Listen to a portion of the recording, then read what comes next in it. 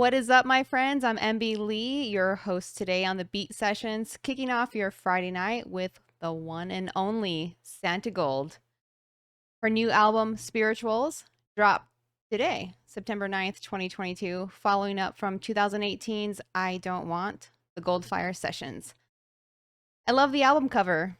It's very mysterious, emotional, and it has some dark elements to it. It definitely portrays and goes perfectly with the title Spirituals. Spiritually evolving does take a look at yourself, and as most of you are aware, there are many different sides to our personalities, and perhaps that is what she is trying to portray on the album cover for people as a whole, or maybe herself exclusively. She also connected this album to recent events such as BLM and the George Floyd incident, which is fine. If an artist wants to write about political events in their music, I'm all for it, as I think freedom of expression is important and artists should express freely. Santigold is not someone I usually listen to, but I had the time to listen to her past albums, and I can say, at least for me, that this album is freaking fire and probably one of the best ones yet. Spirituals has a whole different vibe to it, and it brings this heaviness that I feel was not there before. The album is short, only 31 minutes, with 10 songs, but it is straight to the point, paints a powerful picture with what she has to say, and flows nicely from start to finish.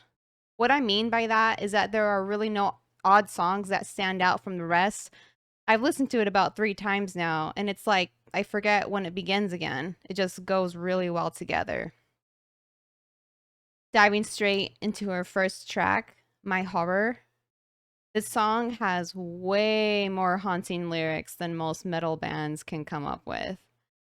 The track describes being stuck in something you can't see the way out of. This could be addictions, a routine that you've fallen into, this nightmare that is just presenting itself to you, and you're realizing that you need to make a change. People are very stuck in things like social media, their work, and not realizing their potential for their real self. Santigold hit the nail on the head with this, telling the story about how our society needs to wake up and realize themselves. The second track, Nothing.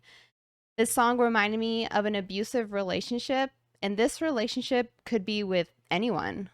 With the lyrics, don't keep telling me I'm nothing and say I mean something. Santigold was trying to express if you ever felt unseen throughout your life, how does it feel to be carrying this through your whole life? It's pretty deep and reflective lyrics. She connected this to the Black Lives Matter movement and the struggle outside, she stated. The third track, High Priestess.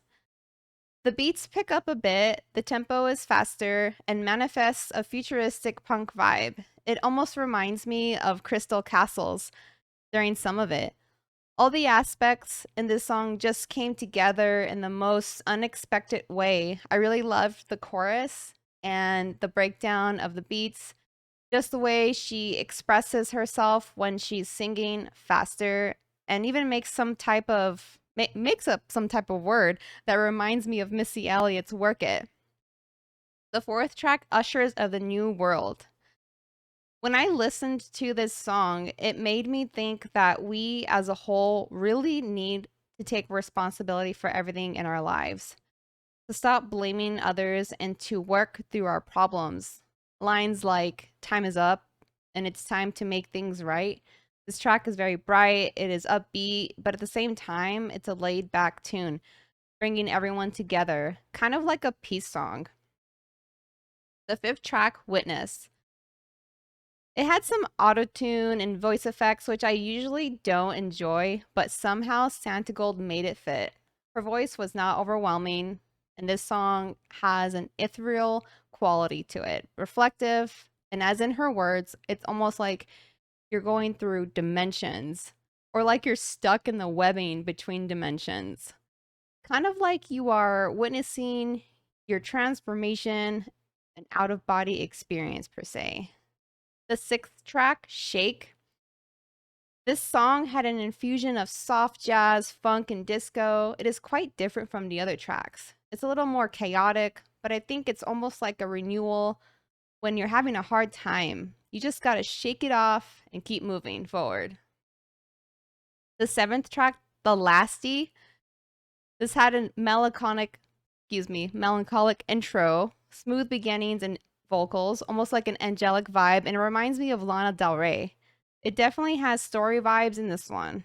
It carries a great dramatic, emotional, spiritual tune, something that is evolving. Santigold described this song about a fictional story she created about George Floyd, quoting, it's the person who's last and also the person who lasts. The eighth track, Paradise, this song pours out the word resiliency right away, speaking about how people are always suffering, but they keep going. There's also a part of the song where it turns into a protest and shouting, saying, the more you hold us down, the more power we have.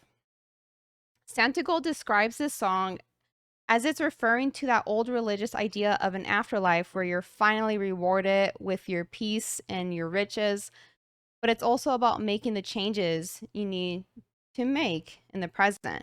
If I know religion like I do, it's about being a good person because you want to be a good person, not because you'll get something in the afterlife for being a good person. But I'm not sure which religion she's talking about, so I will just leave it at that. The ninth track, Ain't Ready. Getting into Santigold's head is very interesting. This track had me on the edge of my seat, the way the lyrics were flowing. And the last track, Fall First. Let me fall first, almost like telling someone they will take more of a risk, professing their love for you or taking some type of risk, but you're also asking them to hold on, to give you a chance. To me, this is some type of love song. It had more punk vibes, like listening to a futuristic version of the Ramones, the way she put herself on this track. So that completes the review of Spirituals. I definitely would give this album a 9 out of 10, but more importantly, is this vinyl please or vinyl pass? All things considered, it's a please for me. I feel Santigold allowed herself to redefine her style, and it has a very eloquent, cultivated, and mystical experience to it.